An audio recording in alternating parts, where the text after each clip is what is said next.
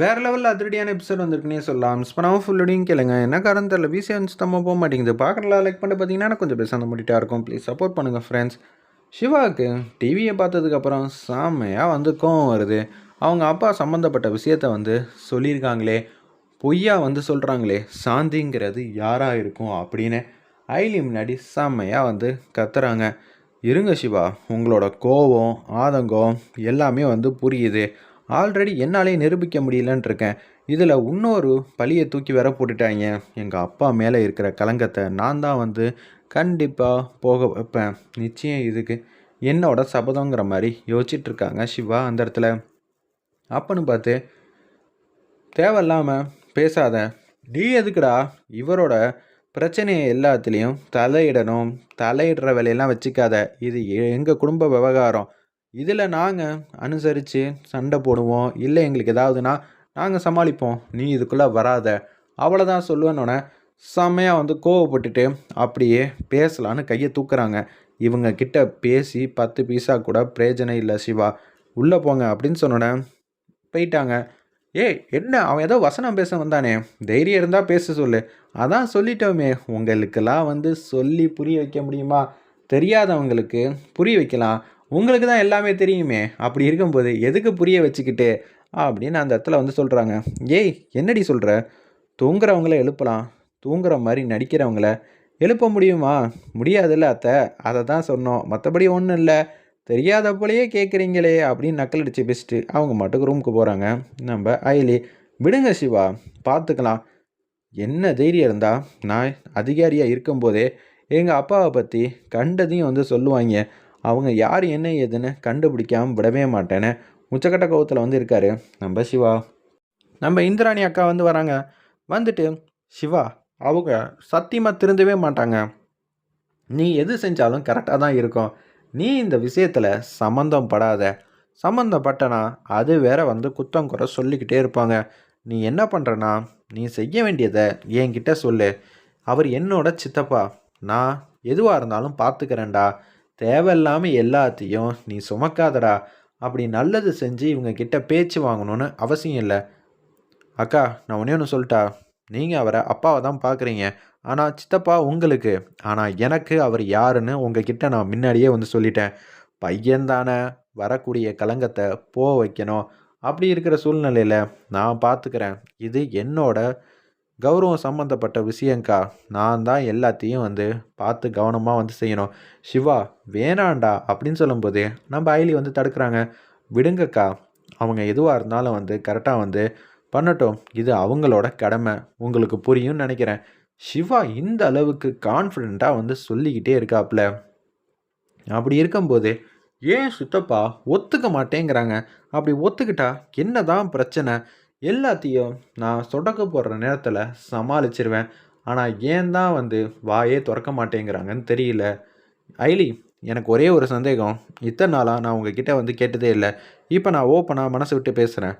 சிவா இவ்வளோ கான்ஃபிடெண்ட்டாக சொல்லிக்கிட்டு இருக்காப்புல, நான் என் தம்பியை நம்பாமல் இருப்பேனா? ஆனால் எதுக்காக சித்தப்பா வாயே திறக்காமல் இருக்காங்க? அதுக்கான கேள்வி எனக்கு தெரியவே இல்லை. சிவா, உங்கள் அம்மா பேர் என்ன சொல்லு அப்படின்னு அந்த இடத்துல கேட்குறாங்க. அவரை பேச விடாமல் தடுக்கிறது யார், என்ன ஏதுங்கிற மாதிரி நம்ம இந்திராணி வந்து யோசிச்சுட்டு இருக்கிறப்ப, அண்ணி, சில இதுக்கு விடையே இல்லை. சிவா, உங்கள் அம்மா பேரை சொல்கிறீங்களா அப்படின்னு சொல்லும்போது, கண்டிப்பாக நான் எல்லார்கிட்டேயும் உறக்கமாக சத்தமாக சொல்கிறேன். நான் சொல்கிறத விட உதய பெருமாள் அவரே சொன்னாதான் நல்லா இருக்கும். இதுக்கு ஒரே ஒரு வழி தான். சாந்தியை பிடிச்சி என்ன ஏதுன்னு நான் விசாரிக்கிறேன். யார் மூலியமாக அவங்க இப்படியெல்லாம் வந்து பொய் சொன்னாங்களோ அது எல்லாத்தையும் நான் நிரூபித்து காட்டுறேன். அதுக்கப்புறம் நீங்கள் கேட்ட கேள்விக்கு எல்லாத்துக்கும் ஒன்று விடாமல் பதில் சொல்கிறேன். இப்போதைக்கு என் எண்ணமும் செய்யணும். அவங்கள பிடிச்சி விசாரிக்கணும் தான். என்னடா தம்பி, நீ என்னப்பா சாதாரண ஒரு ஆள் தானே. அப்படி இருக்கும்போது உன்னோட வேகமும் விவேகமும் பார்த்தா அதிகாரி போலையே இருக்கேப்பா அப்படின்னு அந்த இடத்துல மனசில் நினச்சிக்கிட்டு அவங்க மட்டுக்கும் போகிறாங்க. சிவா, நீங்கள் எதுக்கு இப்படியெல்லாம் வந்து பேசுகிறீங்க? நீங்கள் நான் எல்லாரும் பெரிய அதிகாரிங்கிற விஷயம்லாம் தெரியாமல் வச்சுருக்கோம். அது எல்லாம் சந்தேகப்படுற அளவுக்கு நீங்களே இந்த அளவுக்கு வந்து சொல்கிறீங்க, விசாரிக்கணுங்கிறீங்க, அவங்கள பிடிக்க போகிறேங்கிறீங்க. ஏன் இப்படி பண்ணுறீங்க? ஐலி, இது அப்பாக்கும் மகனுக்கும் நடக்கிற ஒரு சாதாரண விஷயம்னா நிதானமாக பேசலாம், எல்லாம் ஓகே.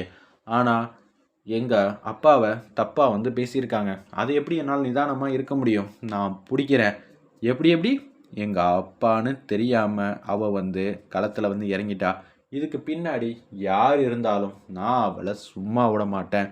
நானா இல்லை அவங்களான்னு பார்த்துருவோம். இன்னும் 24 மணி நேரத்துக்குள்ளே எல்லாத்தையும் தலைகீழாக மாற்றுறேன். கண்டிப்பாக அக்கா சேனலில் அவங்க இன்டர்வியூ கண்டிப்பாக கொடுத்து தான் தீரணும். எல்லாத்தையும் சொல்ல வைக்கிறேன் அப்படின்னு சொல்லிட்டு போகிறாங்க. அடுத்த நாள் காலையில் வந்து பொழுது வந்து விடியுது. சிவாவும் ஐலியும் அதிரடியாக வந்து அந்த சாந்தி இருக்கிறவங்க யார் என்ன ஏதுன்னு தெரிஞ்சுக்கணுன்னு அவங்க வீட்டு விலாசத்தை கண்டுபிடிச்சிடுறாங்க. நம்ம ஐலியும் சிவாவும் அட்ரஸ் கண்டுபிடிச்சாச்சுல, இனிமேட்டுக்கு உண்டுலன்னு ஆக்கிடலான்னு வேக வேகமாக பைக் எடுத்துகிட்டு போகிறாங்க. இந்த வீடு தான் சிவா, கன்ஃபார்ம் தான் அப்படின்னு சொன்னோன்னே காலிங் பெல்ல அமுக்கிறாங்க. சிவா பொறுமையாக நிதானமாக விசாரிக்கணும் அப்படின்னு சொன்னோன்னே, சரி நீங்கள் தானே வந்து இன்டர்வியூலாம் கொடுத்தீங்க, உங்களை பற்றி தான் வந்து பேசணும், ஏம்மா பொய்யெல்லாம் சொல்கிறீங்க அப்படின்னு சொல்லும்போது, நீங்கள் யார்? சம்மந்தப்பட்டவங்க வீட்டிலேருந்து வந்திருக்கோம், உண்மையை சொல்லுங்கள் அப்படின்னு சொல்கிறப்ப, என்ன நீங்கள் நம்பலையா?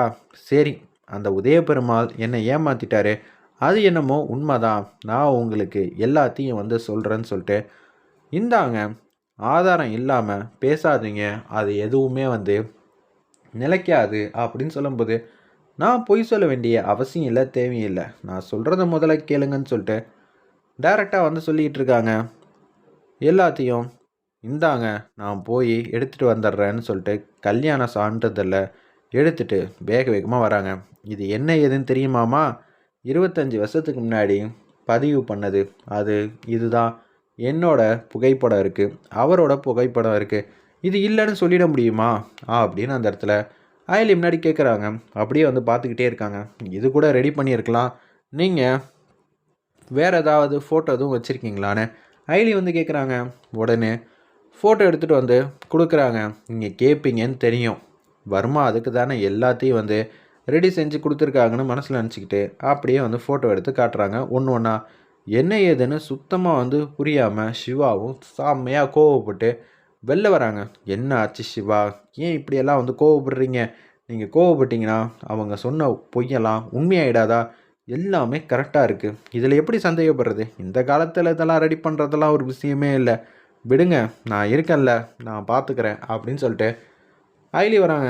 இதை எங்கே கேட்டாலும் உண்மைன்னு சொல்லுவீங்களா? எங்கே கேட்டாலும் சொல்லுவோமா? இதில் இருக்கிற ஆதாரனால தான் என்னால் தைரியமாக வந்து பேச முடிஞ்சிச்சுன்னு அவங்க சாந்தி வந்து சொல்கிறாங்க. சரிம்மா பார்க்கலாம், இது உண்மையாக பொய்யான்னு கண்டுபிடிச்சிட்டா போச்சுன்னு சொல்லிட்டு வெளியில் வந்து வராங்க. அந்த இடத்துல ஐலியும் சிவாவும் வெயிட் பண்ணி பார்ப்போம்.